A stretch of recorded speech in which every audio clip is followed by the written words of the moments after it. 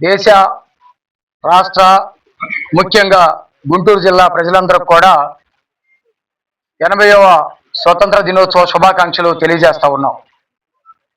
భారతదేశ స్వతంత్రం యొక్క ముఖ్య ఉద్దేశం ఈ దేశంలో ఆర్థిక సామాజిక సమానత్వం కావాలని చెప్పి అందరి ఉద్దేశం. ఆ ఉద్దేశాన్ని నెరవేర్చడం కోసం స్వాతంత్రం వచ్చినటువంటి 36 సంవత్సరాల్లోనే స్వర్గీయ నందమూరి తారక రామారావు గారు తెలుగుదేశం పార్టీని ప్రారంభించి తెలుగు రాష్ట్రాల్లో అభివృద్ధి దిశగా సంక్షేమం దిశగా ఈ రాష్ట్రాన్ని ముందుంచడం మనందరం కూడా చూసాం. అట్లాగే రాష్ట్ర గౌరవాన్ని దేశ విదేశాల్లో ప్రతి తెలుగువాడు గర్వంతో తలెత్తుకొని తిరిగే విధంగా ఈరోజు తెలుగు ప్రజలందరూ కూడా ప్రపంచవ్యాప్తంగా విస్తరింపజేసినటువంటి పరిస్థితి స్వర్గీయ నందమూరి తారక రామారావు గారు పెట్టినటువంటి తెలుగుదేశం పార్టీ ద్వారా జరిగింది. ఆయన నిజమైనటువంటి రాజకీయ వారసుడు. నందమూరి వారసుడు చంద్రబాబు నాయుడు గారు దానితో పాటు ఆర్థిక సమానత్వంతో పాటు సాంకేతికతని అందిపుచ్చుకొని సంపద సృష్టించి ఆ సంపదని ప్రతి పేదవాడికి అందించి అందరూ బాగుపడాలి, అందరూ మంచి జీవితాన్ని అనుభవించాలనే ఉద్దేశంతో ఆర్నిశలు కష్టపడతా ఉన్నారు.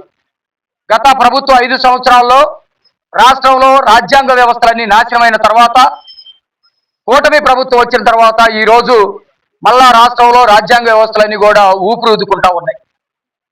రాజకీయ పరంగా కాకుండా మరి సంక్షేమ పరంగా అభివృద్ధి పరంగా ఒక పక్కన రాజ్యాంగ వ్యవస్థ అయినటువంటి అమరావతి కానివ్వండి, పోలవరం కానివ్వండి, నారా లోకేష్ గారు సంకల్పించినటువంటి 20 లక్షల ఉద్యోగ కల్పన కానివ్వండి, ఇవన్నీ కూడా శరవేగంతో ముందుకెళ్తా ఉన్నాయి.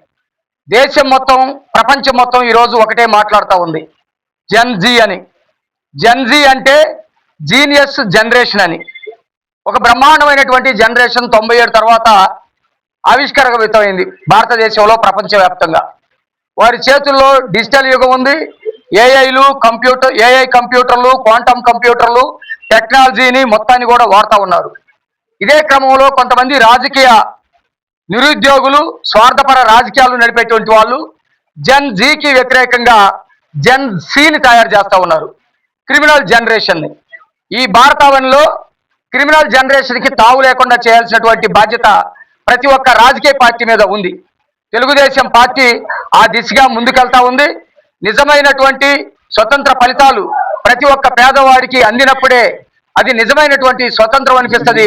తెలుగుదేశం పార్టీ ఆ దిశగా నిరంతరం కృషి చేస్తుందని మరొకసారి జాతి ప్రజలందరూ కూడా స్వతంత్ర దినోత్సవ శుభాకాంక్షలు తెలియజేస్తూ నమస్సులతో ముగిస్తా ఉన్నాం.